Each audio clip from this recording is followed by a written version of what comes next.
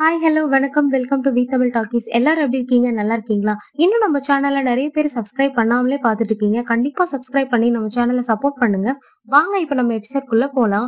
Starting சீன்லயே நம்ம Hunter யாரை எப்படி போடலாங்கிற மாதிரி ஸ்கூல்ல உட்காந்து யோசிச்சுட்டு இருக்கான். அப்ப கேரோலின் பாத்தீங்கன்னா டைலர் கிட்ட பேசிட்டு இருக்கா.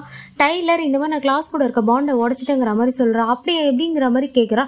அதுக்காக அதை ப்ரூவ் பண்ணி காமிக்க முடியும் அப்படின்னு சொல்றான். அது மட்டும் இல்ல, கிளாஸ் இந்த டவுனை விட்டே கிளம்பிட்டு இருக்கான்ற மாதிரியே சொல்றான். சரி, எனக்கு டைம் ஆகுது பாய்ன்னு சொல்லி போனை வச்சிடுறாங்க. அங்க பாத்தீங்கன்னா கேரோலின் முன்னாடி யாரோ போற மாதிரி வர மாதிரியே இருக்கு. ஆனா முன்னாடி யாருமே வரல. சரின்ட்டு இவளும் உள்ள போறா. உள்ள ரெபேக்கா எல்லாம் கடுப்புல எடுத்து வச்சிட்டு இருக்கா. நீ இன்னும் லேட்டா வந்திருக்க அப்படிங்கிற மாதிரி கேட்கறான்.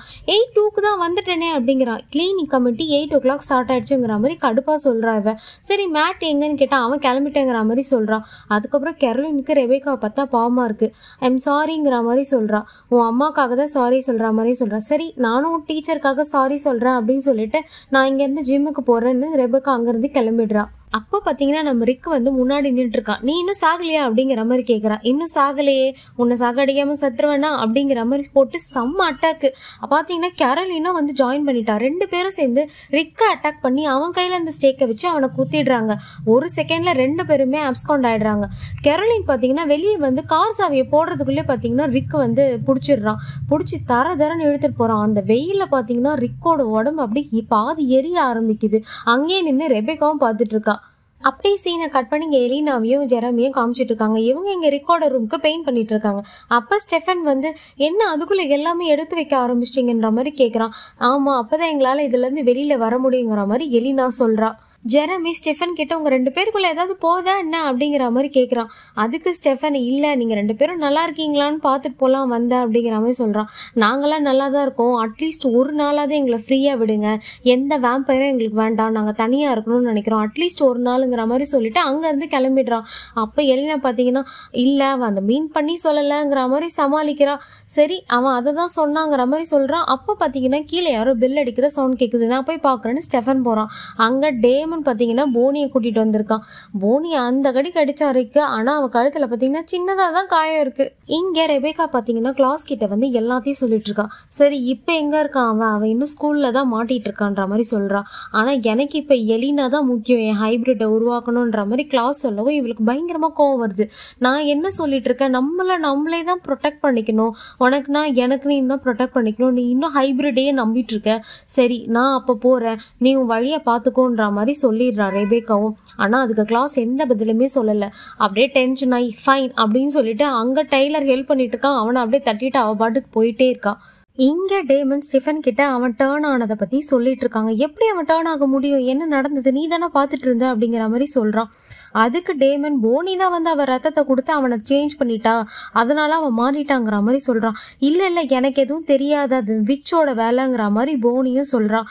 சரி, இப்போ என்னதான் பண்றது, இல்லை இது ஒரு பெரிய பிரச்சனை, இப்போ நம்ம என்ன பண்றதுன்னு யோசிக்கணும், ஸ்பெல் பண்ணி தான் ஏதாவது பண்ணணுங்கிற மாதிரி பேசிட்டு இருக்காங்க எல்லாரும். இங்கே எலினாக்கு ரிக்கு கிட்ட இருந்து கால் வருது. யார் இப்படி விளையாடுறதுங்கிற மாதிரி கேட்குறான். ஆனால் ரிக்கு குரலை கேட்டதும் அது உண்மையான ரிக்குன்னு அவளுக்கு புரியுது. இப்போ நான் ஸ்கூலில் தான் இருக்கேன், என்கிட்ட கேரோலின் இருக்கா, அவள் உயிரோடு இருக்கணும் அப்படின்னா நீ உடனே யார்கிட்டையுமே சொல்லாமல் கிளம்பி வரணுங்கிற மாதிரி சொல்கிறான். இங்கே கிளாஸ் ஜெரமி வீட்டுக்கு வந்திருக்கான். ஜெரமி உனக்கு என்ன வேணுங்கிற மாதிரி கேட்குறான். உனக்கு வந்திருக்க கெஸ்ட்டை உள்ள வான்னு கூப்பிடணுங்கிற மேனஸே கிடையாதாங்கிற மாதிரி சொல்கிறான். அப்பா வந்து ஸ்டெஃபனும் டேமனும் வந்திருக்காங்க. ஃபஸ்ட்டு இந்த சின்ன பையன்கிட்ட எப்படி பேசணும், கெஸ்ட்டை உள்ளே கூப்பிடணும் அப்படிலாம் சொல்லி கொடுங்க அப்படிங்கிற மாதிரி சொல்கிறான். இவன் எலினாவை தான் தேடிட்டு வந்திருக்கான்ற மாதிரி புரிஞ்சுது.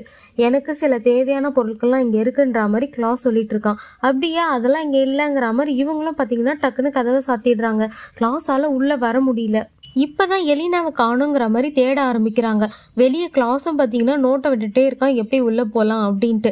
எலினாவை ஃபுல்லாக தேடினாலும் கிடைக்கல. ஜெரமியும் கொஞ்ச நேரம் முன்னாடி தான் இவன் இங்கே இருந்தா அப்படின்னு சொல்லிட்டு இருக்கான். அப்போ போனி வந்து இங்கே என்னதான் நடக்குதுங்கிற மாதிரி கேட்குறா. அப்போ வெளியில இருந்து கிளாஸ் ஒரு பொருளை எடுத்து அடிக்கலான்ற மாதிரி பிளான் பண்ணிட்டு இருக்கான். ஜஸ்ட் மிஸ், தூக்கி அடிச்சதும் உள்ள நின்று பார்த்துட்டு இருக்க டேமன் மேலே படல. ஜஸ்ட் மிஸ்ல எஸ்கேப் ஆகுறான் டேமன். அப்படியே சீனை கட் பண்ணா ரிக்க தேடி எலினா ஸ்கூலுக்கு வந்துட்டா. கேரோலினோட அழுக சத்தத்தை கேட்டுட்டு உள்ள போய் நிக்கிறான். அவளை விட்டுரு தயவு செஞ்சுங்கிற மாதிரி கேக்குறான். சரி அப்ப கூட்டிட்டு போங்கிற மாதிரி சொல்றான். கெரோலினோட 2 கையிலும் பாத்தீங்கன்னா பென்சிலை குத்தி வச்சிருக்கான் ரிக்கு. அதை போய் எடுக்கலான்னு எடுக்க ட்ரை பண்ணுவான். டக்குன்னு வந்து பாத்தீங்கன்னா ரிக் வந்து தடுத்துருவான். நீ தானே சொன்ன கூட்டிட்டு போ அப்படிங்கிற மாதிரி கேக்குறான். எத்தனை தடவை சொல்றத உனக்கு வேம்பைஸை நம்பாத அப்படிங்கிற மாதிரி திட்டுறான் ரிக்கு. அப்படியே கட் பண்ணிங்க கிளாஸை காமிக்கிறாங்க. கிளாஸ் எலினா உள்ளதான் இருக்கான்னு நினைச்சிட்டு எப்படிலாம் அட்டாக் பண்ணலான்னு யோசிச்சுட்டு இருக்கான். அங்க ஒரு பால் இருக்கு. அந்த பாலை தூக்கி அடிக்கிறான். அதுல அந்த டோர் உடஞ்சிருது. அதுக்கப்புறம் பாத்தீங்கன்னா பெரிய 2 கட்டையை தூக்கி எல்லாரையும் பாயிண்ட் பண்ணி அடிக்கிறான். டேமன் மேல பாயிண்ட் பண்ணி அடிச்சதும் அது ஜஸ்ட் மிஸ்ல பக்கத்துல போய் குத்திருது. அந்த கட்டையை எடுத்து நீ மிஸ் பண்ணிட்ட அப்படின்னு சொல்லிட்டு டேமனும் திருப்பி அந்த கட்டையை தூக்கி போடுறான். எப்படி இங்க ஃபைட் பண்ணிட்டே இருக்கும்போது பாத்தீங்கன்னா ஸ்டெஃபனுக்கு ஒரு கால் வருது. அதுக்குள்ள கிளாஸ் பாத்தீங்கன்னா வீட்டையே எரிக்கலான்ற ஐடியால பாத்தீங்கன்னா ஒரு சிலிண்டரும் நெருப்பும் எடுத்துட்டு வந்துடுறான்.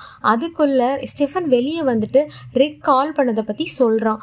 எலினா அவகிட்டதான் இருக்கா, எல்லாரையும் கொல்ல போறதா சொல்லியிருக்கிறதா சொல்றான். சரின்னு கிளாஸும் நார்மல் ஆயிடுறான். அப்போ 3 பேரும் டிஸ்கஸ் பண்ணிட்டு இருக்காங்க. கிளாஸ் ஒரு ஐடியா கொடுக்குறான்.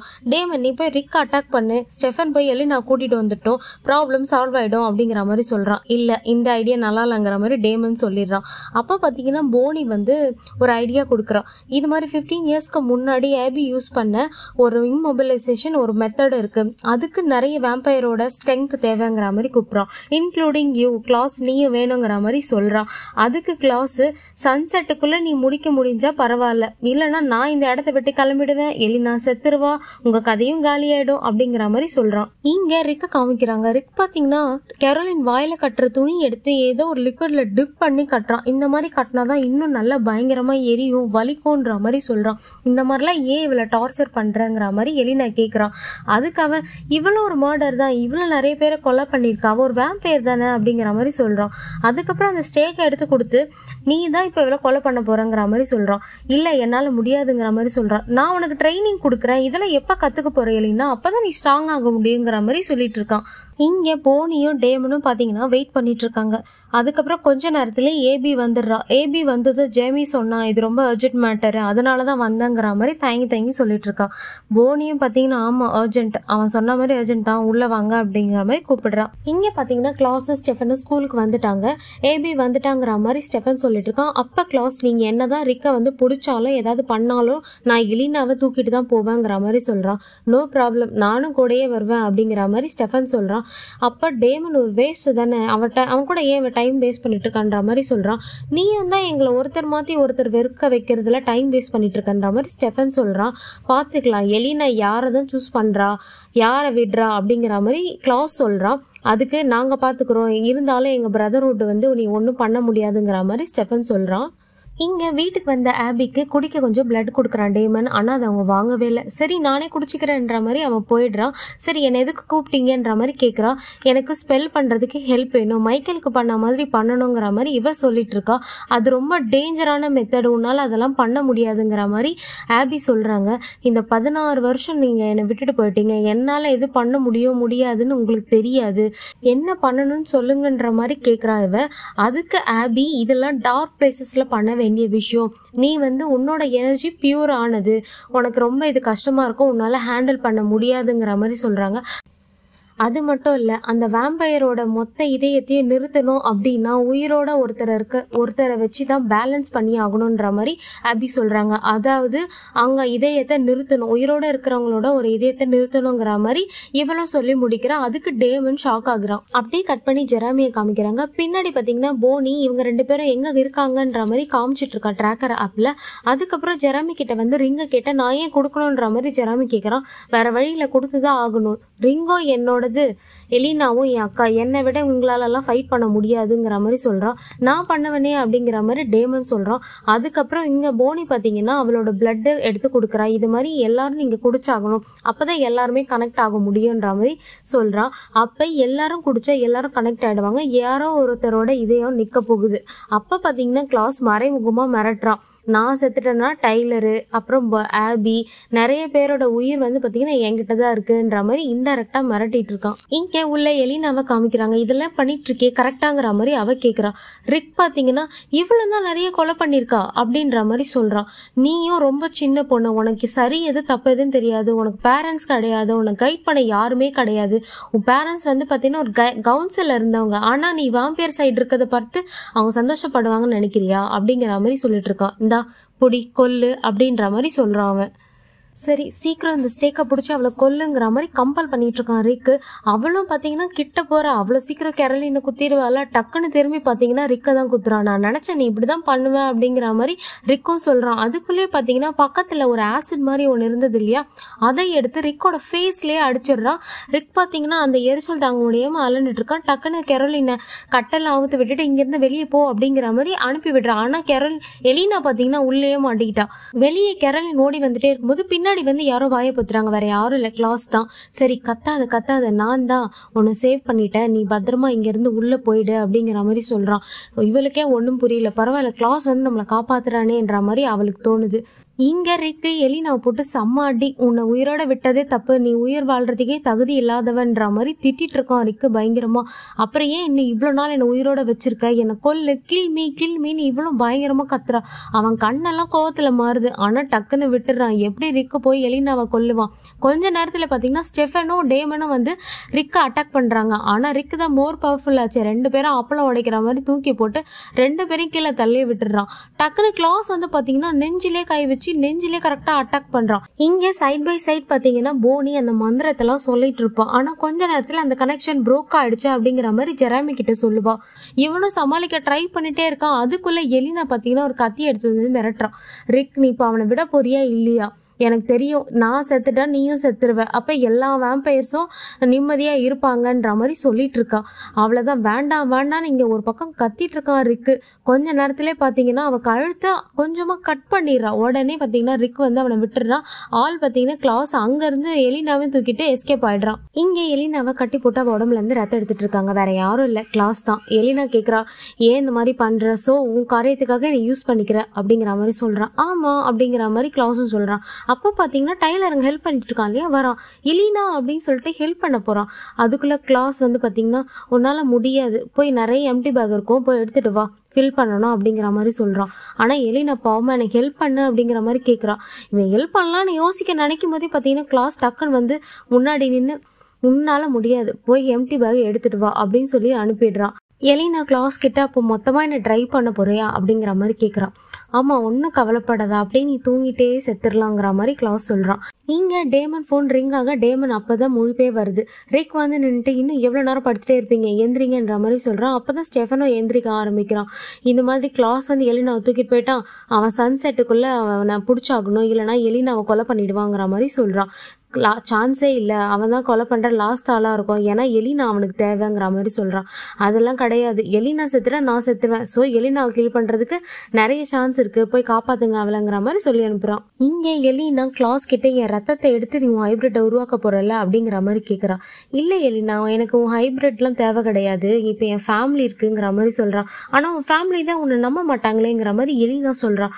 அதுக்கு கிளாஸ் பார்த்தீங்கன்னா, நீ ரெண்டு பேரில் இப்போ ஒருத்தரை சூஸ் பண்ணுன்னு வச்சுக்கோயேன், ஆட்டோமேட்டிக்காக இந்த பிரதர் பாண்ட் உடஞ்சிரும். ஸோ நீ செத்துட்டனா நீ யாரையும் சூஸ் பண்ண வேணாம், இந்த ஃபேமிலியும் நல்லா இருக்கும், நான் உனக்கு எப்படி ஃபேவர் பண்ணுறேன் பார்த்தியாங்கிற மாதிரி சொல்லிட்டு இருக்கான். எலினா இங்கேருந்து போய் தொலைன்னு சொல்ல இவனும் பார்த்தீங்கன்னா ஸ்வீட் ட்ரீம்ஸ் அப்படின்னு சொல்லிட்டு அங்கேருந்து கிளம்பிடுறான். கொஞ்சம் நேரத்தில் இவன் கட்டெல்லாம் கழட்ட முடியுமா அப்படின்னு ட்ரை பண்ணிட்டு இருக்கான். அப்போ டைலர் வந்து ஹெல்ப் பண்ணுறான். ஷூஷுன்னு சொல்லிட்டு அந்த கட்டெல்லாம் கழட்ட ட்ரை பண்ணும்போது இவன் வந்து பின்னாடி நின்றுறான். அதையும் எலினா பார்த்துடுறான். கிட்ட வந்து கேட்டுட்டு இருக்கான், நீ எனக்கே துரோகம் பண்ண பார்க்குறியான்ற மாதிரி கேட்குறான். இதுக்கப்புறம் நான் அவன்கிட்ட பாண்ட் இல்லைங்கிற மாதிரி சொல்கிறான் அவன்.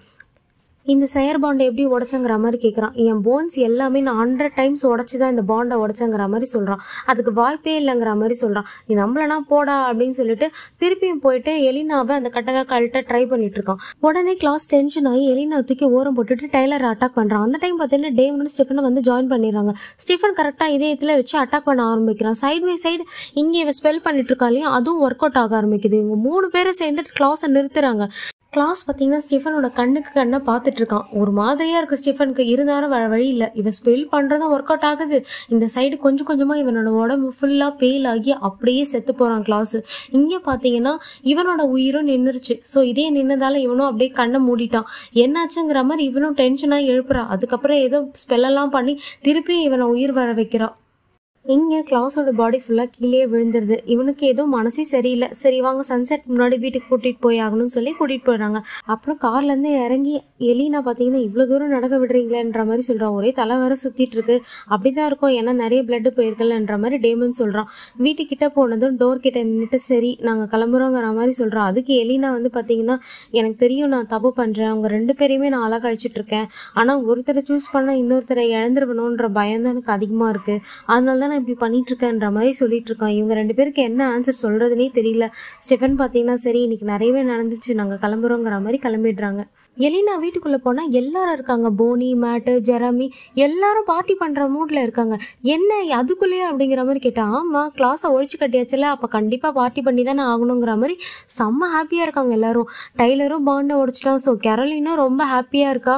டைலருக்கு ஒன்றும் ஆகலை அப்படின்னு. கொஞ்ச நேரத்தில் பார்த்தீங்கன்னா 2 பேரில் நீ ஒருத்தரை சூஸ் பண்ணி ஆகணுன்ற மாதிரி கெரோலின் வந்து ரிமைண்ட் பண்ணிட்டு இருக்கா எலினா கிட்ட. அப்போ டைலரும் அங்கே வரான். அப்போ வந்து எலினா தேங்க் பண்ணுறா. ரொம்ப தேங்க்ஸ் கிளாஸை எதிர்த்து நின்னதுக்கு அப்படிங்கிற மாதிரி சொல்கிறான்.